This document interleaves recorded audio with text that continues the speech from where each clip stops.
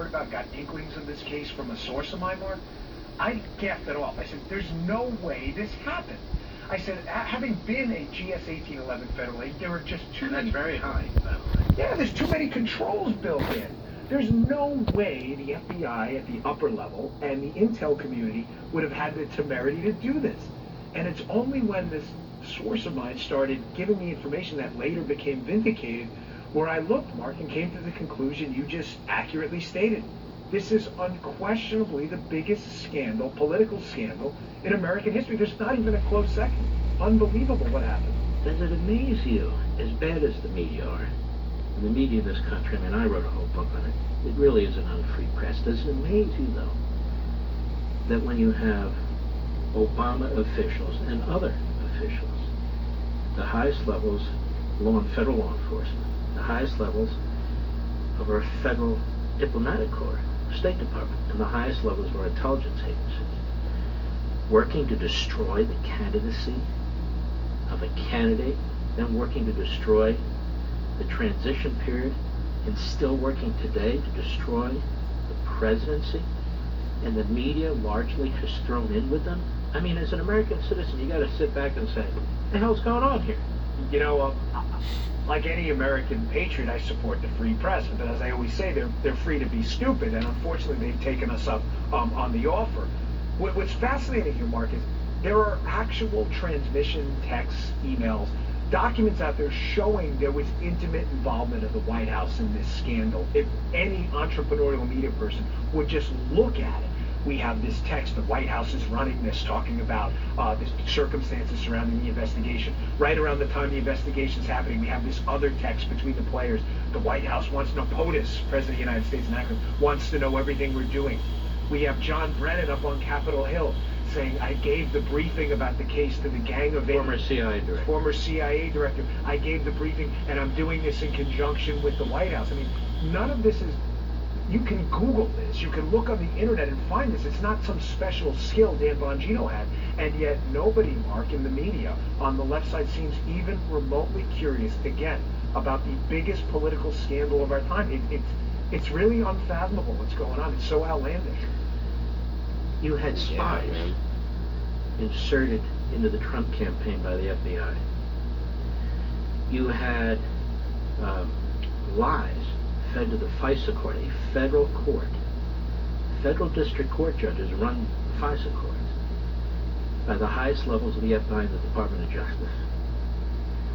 You had the unmasking of American citizens, including from people at the White House, as well as from the UN and others, on a scale we've never seen in modern times.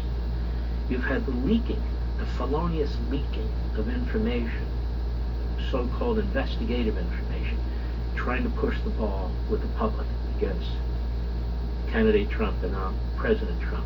You had leaking by the head of the FBI. He denied it. He's a liar. And you also wrote self-serving memos that belonged to the government. And he leaked some of those.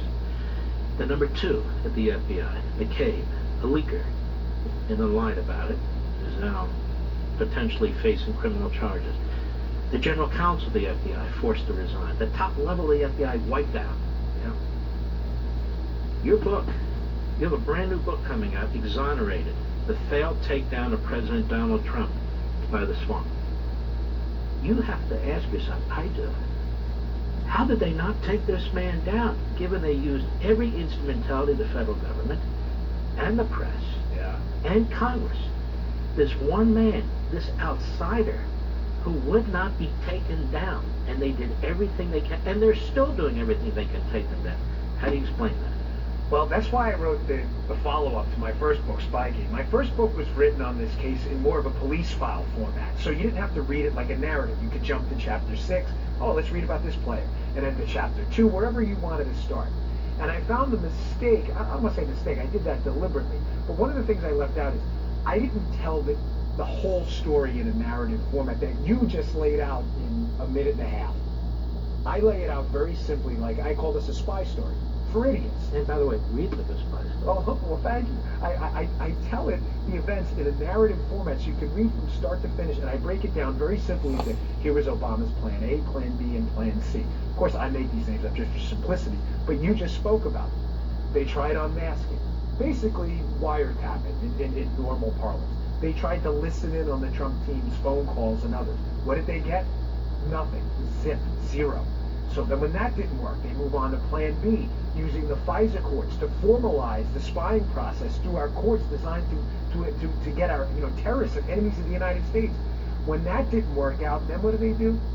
They go to the media, and they tried to use the media to build public support for a special counsel with the assistance of James Comey, and upper level people in the FBI. And what do? They get their wish, and Bob Mueller doubles down. And now we've seen phase 4 of this. I should have added an appendix, plan D. Now we have Jerry Nadler and the ridiculous impeachment, which is just, again, a continuous polluted river where they just will not let it go. But that's what I did in this book. I tried to tell it as a continuous story, and it was based on a viral speech I did about it. Because when you tell it as a police file, sometimes the players get disconnected.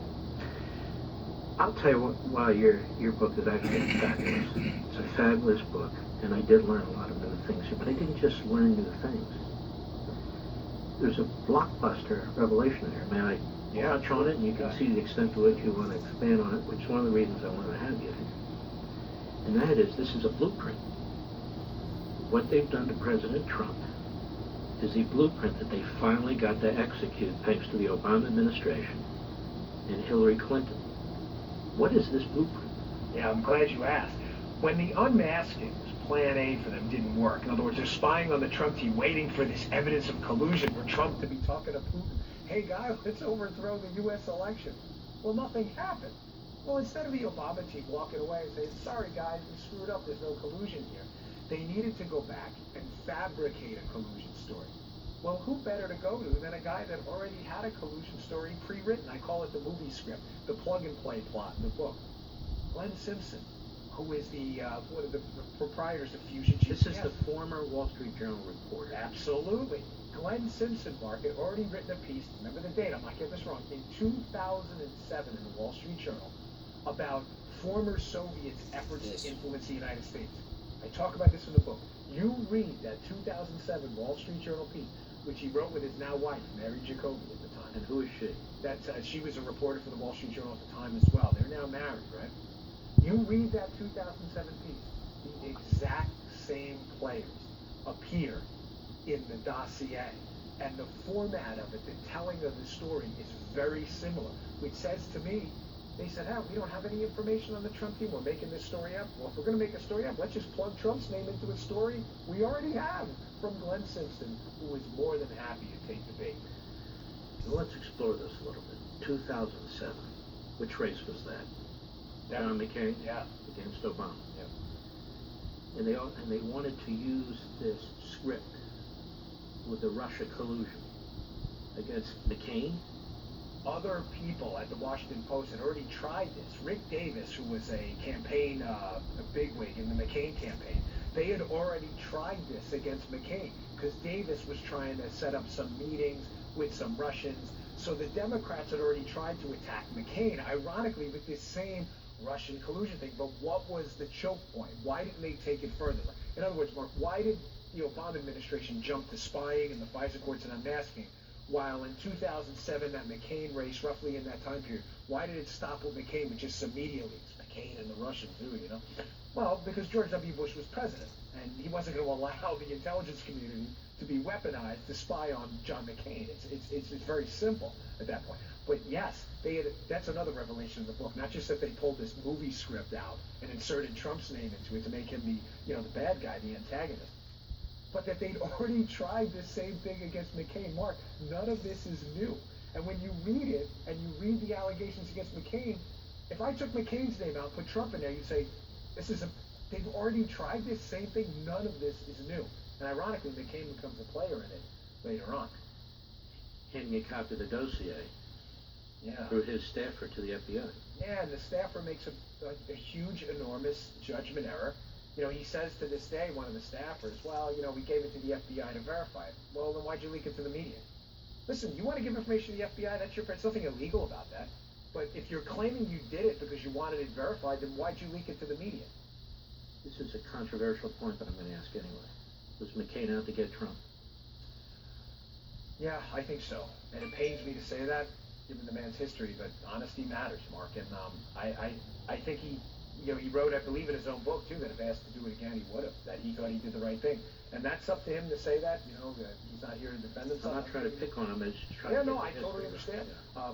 But I'm only using his own words, that I just don't think he was a big fan of Trump. But it's ironic, given, as I write in the book, that he was subjected to these... Did he know he was subjected to this? Oh, absolutely. Yeah, they had to make moves with Rick Davis, and they had to detach themselves from Oleg Deripaska, this key Russian... But the difference here is, as you point out, the Democrats control the apparatus.